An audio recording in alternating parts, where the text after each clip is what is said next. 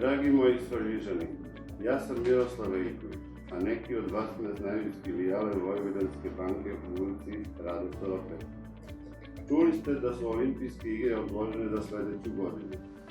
Mi u Vojvođanskoj banci, koja je zvanični sponzor olimpijskog tima, nestrpljivo iščekivali početak olimpijskih igara, ali izgleda sada ćemo morati da budemo strpljivi.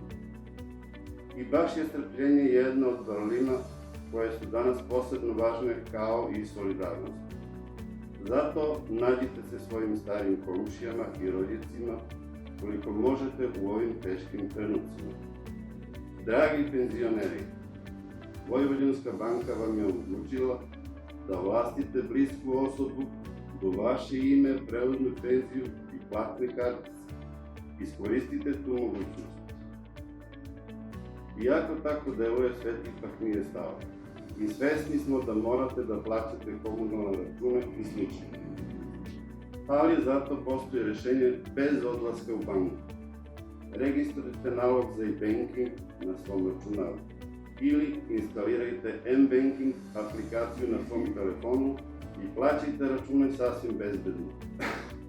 24 sata dnevno, 7 dana nedeljno od kuće.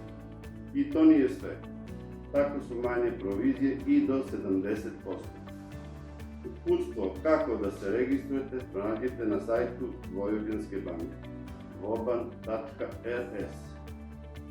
Za sve ostale poslove koji zahtevaju odlazak u banku, tu su naše kolege koje neumorno rade kako bi ostale otvorene filijale i u vanrednim okolnostima.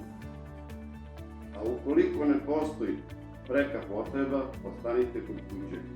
Čuvajte kako sebe, tako i ostale. Probajte da nađete radost u malim stvarima, u omiljenim filmovima, knjigama, u trenucima koje provodite s najmilijima. I samo zamislite koliko će nam svima biti drago kada se sve ovo napokon završi. I na kraju, ostanite nam živo i zdravo i ostanite kod kuće. Pozdravljaju vas zaposleni filijale Svrljig.